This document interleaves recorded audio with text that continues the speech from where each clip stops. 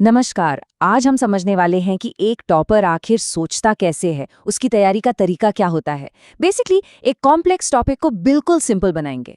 तो आज हम एमपीपीएससी टॉपर देवांशु शिवहरे की पूरी स्ट्रैटेजी को डिकोड करने वाले हैं।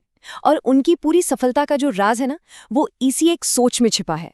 चलिए जरा गहराई से देखते हैं कि इसका असली मतलब क्या है और ये तैयारी में किसी की मदद कैसे कर सकता है। तो हम उनकी पूरी जर्नी को इन 5 हिस्सों में ब्रेक डाउन करेंगे, उनकी सोच से लेकर उनकी असल स्ट्रैटेजी तक। मकसद ये है कि एक कंप्लीट ब्लूप्रिंट तैयार हो सके। अच्छा, तो सबसे पहले बात करते हैं माइंडसेट की, क्योंकि देखिए, टॉपर बनने का जो सफर है ना, वो सिर्फ किताबों से शुरू नहीं होता, वो शुरू होता है सही सोच से। ये सिर्फ पढ़ाई के बारे में नहीं है, ये तो दुनिया को देखने का एक नजरिया है। देखिए, जिंदगी को देखने के ना मोटे मोटे तौर पे 3 नजरिए हो सकते हैं। पहला, जो हर चीज के लिए दूसरों को ब्लेम करता है। दूसरा, जिसका एटीट्यूड होता है अरे चलता है यार। और फिर आता है तीसरा, मोटिवेटेड नजरिया।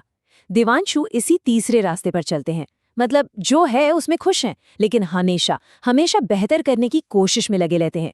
और यही सोच इस मुश्किल तैयारी की असली बुनियाद है। और जानते हैं, यही माइंडसेट एक बहुत ही पावरफुल फिलॉसफी को जन्म देता है। सिर्फ उन चीजों पर ध्यान दो जिन्हें आप कंट्रोल कर सकते हो। जरा सोचिए, एग्जाम लेट होगा या नहीं होगा, ये हमारे हाथ में है क्या? बिल्कुल नहीं। तो फिर इस पर अपनी कीमती मेंटल एनर्जी क्यों वेस्ट करना? उनका मानना है कि इस तरह की चिंताएं ना सिर्फ और सिर्फ ध्यान भटकाती हैं। तो सवाल ये है कि कंट्रोल में है क्या? अपना स्टडी शेड्यूल, अपने नोट्स बनाने का तरीका, अपनी गलतियों से सीखना। रियल प्रोग्रेस तो यहीं से होती है, जब पूरी की पूरी एनर्जी सही जगह पर लगाई जाए। ठीक है, तो ये तो हो गई सोच की बात। पर इस सोच को असल एक्शन में कैसे बदला गया? चलिए अब उनकी प्रैक्टिकल स्ट्रैटेजी पर आते हैं। उन्होंने ना 1-2 साल का सेल्फ स्टडी प्लान अपनाया। बड़ा सिंपल सा। पहले साल सिर्फ और सिर्फ सिलेबस को गहराई से समझा, नोट्स की कोई टेंशन नहीं। फिर दूसरे साल में नोट्स और इंटेंसिव रिवीजन पर फोकस किया। ये दिखाता है कि रटने से कई ज्यादा जरूरी है समझना। Patience is the key. अब सवाल आता है कोचिंग का। तो उन्होंने तो सेल्फ स्टडी को चुना। क्यों? क्योंकि इसमें फ्लेक्सिबिलिटी है, खर्चा भी कम है। लेकिन वो ये भी साफ कहते हैं कि अगर किसी को डिसिप्लिन की या एक बने बनाए रास्ते की जरूरत महसूस होती है, तो भाई कोचिंग एक अच्छा ऑप्शन हो सकती है। ये पूरी तरह से किसी की अपनी जरूरत पर डिपेंड करता है। अच्छा, प्रीलिम्स के लिए उनकी सलाह थोड़ी सी काउंटर इंटुइटिव है, थोड़ी चौंकाने वाली है। वो कहते हैं कि बहुत ज़्यादा मॉक टेस्ट सीरीज के जाल में मत फंसो। क्यों? क्योंकि वो आपको गुमराह कर सकते हैं। तो फिर करें क्या? असली खजाना है कमीशन के पिछले सालों के सवाल। और सिर्फ एक एग्जाम के नहीं, बल्कि सभी एग्जाम्स के।